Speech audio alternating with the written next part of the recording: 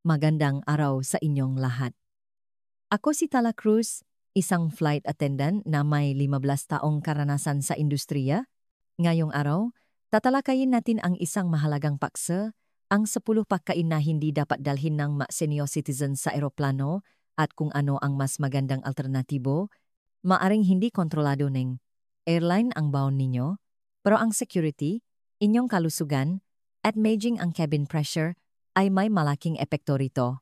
At dito madalas nagkakamali. Madalas, ang comfort food na binabaon ng ating malolo at lola ay nagdudulot ng problema sa taas na 35,000 talampakan. Nagiging sanhi itong pahila ng tiyan, bigla ang pababangang blood sugar o dagdag na abala sa security screening. Ang mas malala pa, ito mismo ang mapakaing matagal ng tinalikuran ng mabihasang manlalakbay.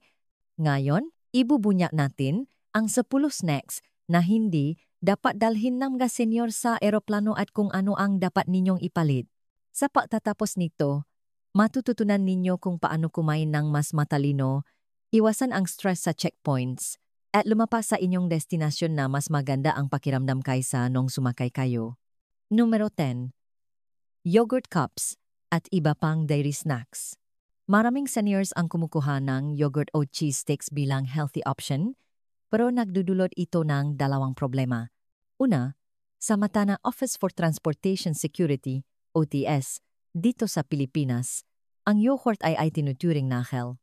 Kaya kung ang lalagyan ay mas malaki sa 100 ml katumbas ng 34 oz, ito ay haharangin at maaring itapon.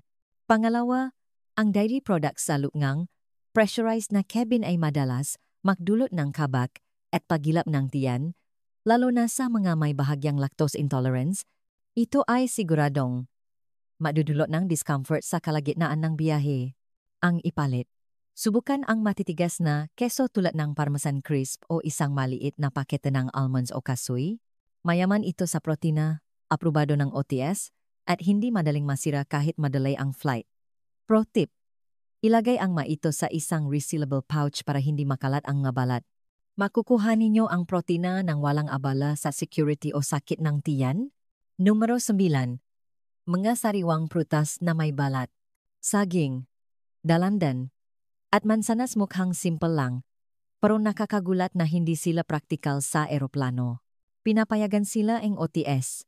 Pero ang pagbabalat o pagiwaeng prutas sa masikip na upuan ay makalat at nakakaagaw ang atensyon. Mas malala pa, kung kayo ay bibiyahe sa ibang bansa, ang natirang balat o buto ay maaring maging sanhi ng multa sa agricultural customs pagdating ninyo. Maraming seniors ang hindi nakakaalam kung gaano kahigpit ang mga ahente ng customs.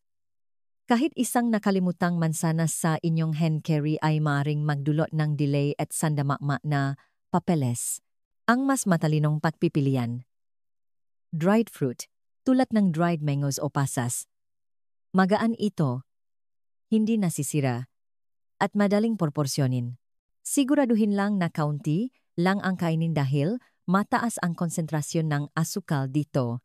Isabay ito sa walang asin na mani para maging balansa, mas madaling ibiyahe at walang panganib ng multa sa customs. Numero 8. Granola bars na punong ran na sukal. Karamihan sa mga nabibiling granola bar ay parang candy na napapanggap lang. Puno ang sukal, syrup, at chocolate chips. Mabilis nitong pinapataas ang blood glucose na bigla ring babaksa habang nasa biyahe. Maiwan ito sa inyo ng pakiramdam na pagod, irritable, at uhaw. Para sa masinyo, mas mahirap para sa katawan ang ganitong pabagubagong energy level. Dagdag pa. Ang mamalakit na coating nito ay madaling matunaw sa mainit na cabin na magiging sanhingang kalat sa inyong bag. Ang ipalit. Pumili ng protein o fiber bars na may mas mababa sa 8 gramo ng asukal. Ang brand na gumagamit ng mani, buto, o oats ay mas matibay sa biyahe. Makakakuha kayo ng tuloy-tuloy na enerhiya ng walang sugar crash. Pro tip. Maglagay ng isa sa bulsa na madaling abutin para hindi na kailangang mahalungkat sa bag habang nakaupo. Ang enerhiya ay dapat tumagal sa buong biyahe, hindi yung nanghihina ka na sa kalagitnaan pa lang ng lipat. Numero 7. Trail mix na may tsokolate. Mukhang perpektong baon ang trail mix hanggang sa matunaw ang tsokolate at medjing isang malakit na gulo. Mas malala pa, Maraming halo nito ay punong asin na mas mabilis makapag-dehydrate sa tuyong hangin na cabin. Para sa mga senior, ang dehydration ay nagpapalala ng pagod at paninigas ng kasukasuan na ginagawang hindi comfortable ang mahahabang flight. Ang ipalit, gumawang sarili ninyong mix bago bumiyahe. Walang asin na kasoy, pili nuts, walnuts, pumpkin seeds, at counting pasas. Sa ganitong paraan, kontrolado ninyo ang dami ng asukal at sodium. Ilagay ito sa isang reusable silicone pouch na masikip ang selyo, nakakatipid sa espasyo, at hindi maingay buksan kumpara sa mga plastic na supot. Isang dako ng malinis at balancing trail mix ang mapapanatili ng inyong enerhiya at kalinisan ng inyong mga daliri, ganyan dumiskarte ang mga sanay na sa pabiyahe. Numero 6. Mga maalat na chichirya at crackers. Napakadaling maalagay ngeng isang supot ng chichirya sa inyong carry-on, pero ito ang dahilan kung bakit hindi ito magandang papipilian para sa mga senior. Ang sobrang asin ay nagiging sanhingang paipon ng tubig sa katawan na humahantong sa pamamaga ng bukong-bukong at kamay pamamanas, isang karaniwang discomfort sa mga flight. Dada pa, ang chichirya ay madaling madurog na nag-iwan ng mamumo sa inyong bag at sa inyong tray. Ang ipalit, mahanap ng whole grain crackers o rice cakes na mababa sa sodium. Nagbibigay ito ng lutong na hinahanap ninyo nang walang sobrang asin at mas banayad sa tiyan. Pro tip, ipe ito sa mga single serving na zip-top bags para hindi ninyo maubos ang isang buong pakete dahil sa boredom. Ang maliit na pagbabagong ito ay nakakabawas ng sodium, pamamaga pagkatapos ng flight, at nasasagot pa rin ang craving ninyo para sa malutong na pagkain habang nasa himpapawid. Numero 5. Mga candy at matatamis. Ang makandi, sokolate, at gumis ay tila isang maliit na luho, pero mas matindi ang epekto nga asukal sa ere. Ang tuyong hangin sa cabin ay nakakadehydrate na at pinalalala pa itong asukal sa pamamagitan ng pagila ng mas maraming tubig mula sa inyong sistema. Ito ang dahilan kung bakit maraming senyos ang nakakaramdam ng kakaibang pagod at uhaw pagkatapos kumain ng matatamis sa eroplano. Ang mamalakit na kandi ay maaari ring madulot ng problema sa ngipin kung kayo ay may pustiso o sensitibong ngipin. Ang ipalit, magbaon ng sugar-free mints o xylitol gum. Nakakapresko itong hininga, pinapanatiling basa ang bibig, at nakakatulong pa na mabawasan ang pressure sa tainga habang nag-take off at landing. Para sa mas malusok na matamis, subukan ang freeze-dried fruit. Malutong, magaan, at natural na matamis ng walang dada na asukal.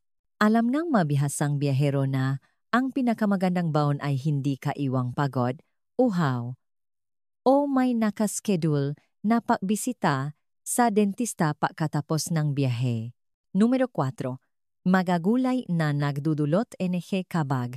Madaling ipek ang carrot sticks, celery, at bell peppers, pero ang gulay tulad ng broccoli, cauliflower, o repolyo ay isang pagkakamali.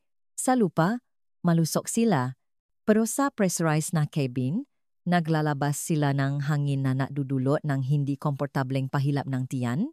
Maraming seniors din ang nahihirapang nguyain ang mahilaw na gulay na hindi mainam sa masikip na upuan. Ang ipalit, pumiling baby carrots, hiwa ang pipino, o snap peas. Ito ay mga hydrating na opsyon na banayat sa panunaw at hindi guguluhin ang inyong tiyan.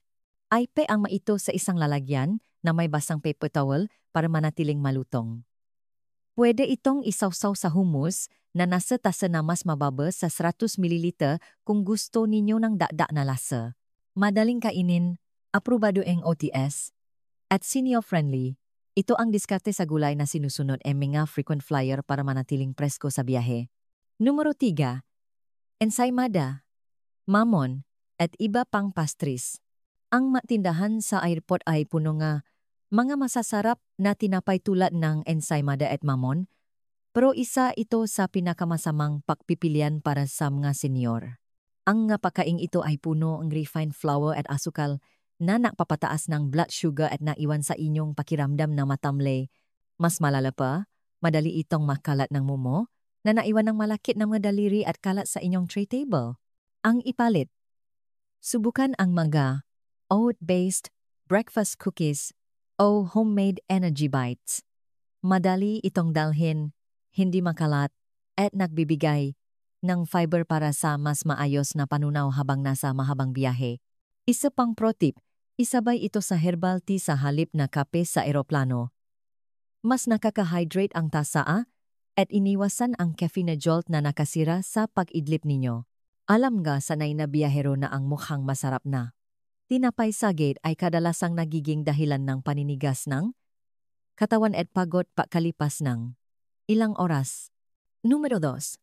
Magagarapon, NG, peanut butter. Paborito ang peanut butter dahil sa protina at healthy fats, pero sa paningin OTS, ito ay isang past at sakop ng 100 ml liquid rule. Madalas, nagbabaon ang masinyo ng isang buong garapon at nakukumpiska lang ito. Kahit na makalusot, mabigat at bulky ang garapon at makalat kung tumagas sa inyong bag. Ang ipalit, madala ng single-serve peanut butter squeeze packs na pasok sa limitasyon ng OTS. Saktong-sakto ang dami, madaling dalhin, at perpektong ipare sa hiwa ng mansanas o crackers. Ang almond butter packets ay isa ring magandang pagpipilian. Sa pamamagitan ng pagpaplano gamit ang travel size na paketa, makakatipid kayo ng oras sa security at maiwasan ang dismaya kapag itinapon ng ahente ang buong garapon ninyo sa basurahan. Numero 1. Mga soft drinks at sparkling water. Maraming seniors ang bumibili ng soda o sparkling water sa airport, pero ang carbonation ang pinakamasamang pagpipilian sa eroplano. Pinalalaki ng cabin pressure ang hangin, gas, sa inumin, na nagdudulot ng pahilap ng tiyan, indigestion, at discomfort, lalo na sa mga may edad na, mas malala pa. Hindi ninyo pwedeng ipaso ang mga likido sa security, kaya magbabayad pa kayo ng mahal sa airport para lang sa panganib na sumama ang pakiramdam ninyo sa ere. Ang matalinong ipalit. Magdala ng isang walang lamang bote ng tubig at punuin ito pagkatapos ng security. Lagyan itong electrolyte tablets o flavor drops para sa lasa ng walang bula. Pinapanatili kayo nitong hydrated, binabawasan ang pamamaga, at iniwasan ang sugar crash mula sa soda. Pro tip. Pumili ng bote na may malawak na bukana na madaling linisin at punuin sa mahahabang biyahe. Alam ng gabihasang manlalakbay. Ang hydration ang susi, ang carbonation ay perwisyo. Bonus tip. Mga mababahong pakain. Ang mga pakain tulad ng may bagoong, adobong maraming bawang, o kahit tuyo ay maaring masarap. Pero sa isang siksikang eroplano, ito ay bangungot para sa inyo at sa lahat ng nasa paligid.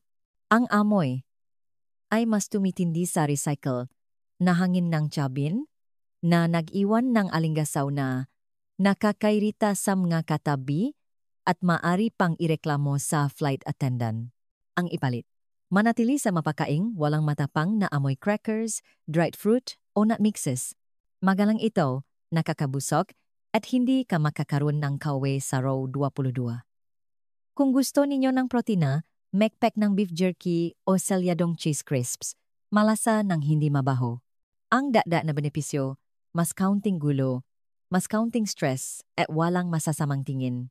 Kayo, alin sa mga ipinagbabawal na baon na ito ang pinakagulat sa inyo? Siguro'y matagal na kayong nagbabaw na yogurt o chichirya nang hindi nalalaman ang nga epekto nito. Ibahagi ang inyong paboritong baon sa eroplano sa comment section. Maari itong makatulong sa ibang biyahero.